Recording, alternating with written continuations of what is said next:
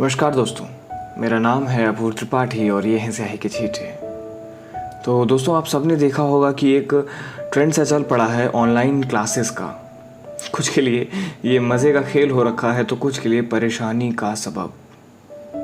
तो आइए देखते हैं आज की कहानी में कि मास्टर साहब कैसे इस खेल को जीतने की कोशिश करते हैं। तो दोस्तों, हमारी आज की कहानी का नाम है मास्टर साहब। जिंदगी भर यही तो सुना था शुक्ला जी ने। जीवन के 50 वसंत देख चुके शुक्ला जी 22 वर्ष की छोटी आयु में ही मास्टर साहब बन चुके थे।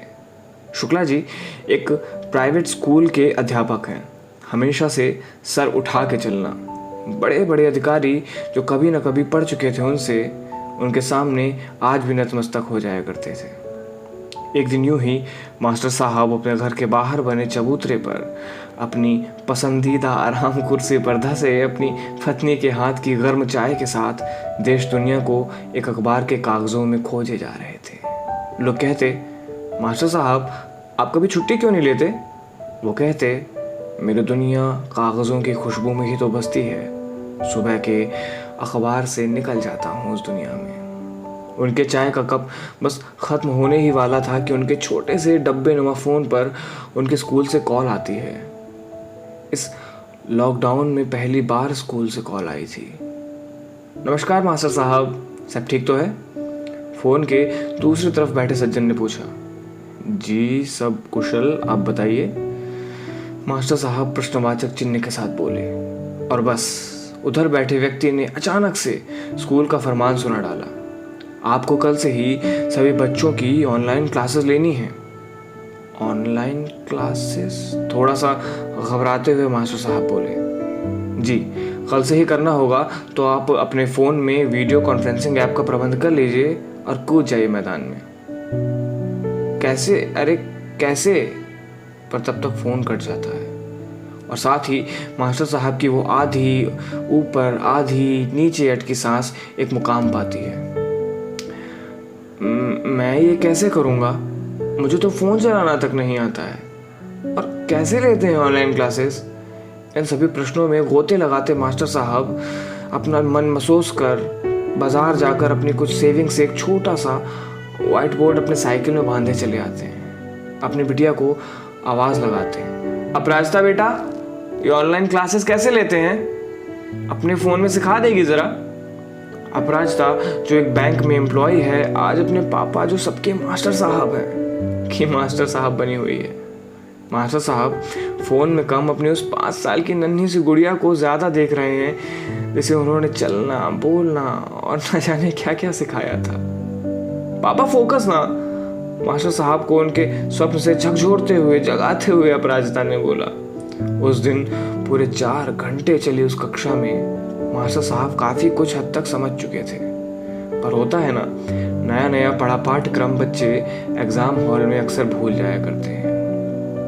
अगले दिन सुबह सुबह अपनी प्रेस की हुई शर्ट, सेविंग कर साफ किया हुआ चेहरे पर एक अलग ही खुशी वाली स्माइल। आखिर अपने बच्चों से पूरे 2 महीने बाद जो मिलने वाले थे। ठीक समय पर क्लास शुरू हो जाती है और हल्की सी घबराहट के साथ मास्टर साहब क्लास शुरू करते हैं। क्लास चल ही रही होती है कि अचानक से ए बुड्ढे, मानो चीरती हुई वो आवाज़ कानों से होते हुए उनके दिल के किसी कोने तक पहुंच वहाँ के रक्त को सुखा रही हो। शायद मानो आधा होश कहीं गायब हो गया है। उन्हें ये कैसे हुआ समझ ही नहीं आ रहा है। कौन है? किसने की ये हरकत? कोई जवाब नहीं। अपने हृदय को संभालते हुए जीवन में पहली बार मास्टर साहब को अपमान का घूंट पीकर चुप रहना पड़ा था। जैसे तैसे उन्होंने अपनी क्लास पूरी की और फ़ोन उठाकर कहीं दूर छोड़ दिया, कहीं दूर फेंकने का मन किया और उठ के सोसाइटी में ही बने पार्क में खुली हवा में सांस लेने चले गए। कल से मैं ये क्लासेस नहीं लूँगा। ऐसे बदतमीज़ बच्चे होते हैं कहीं, कोई संस्कार नहीं, कोई व्यवहार नहीं। मन ही मन बुदबुदाते हुए मास्टर साहब चले जा रहे थे। पर मैं करूँगा भी क्या? इस उम्र में मुझे कौन काम देगा? इसके अलावा मैं करना भी क्या जानता हूँ अच्छे से। मानो जैसे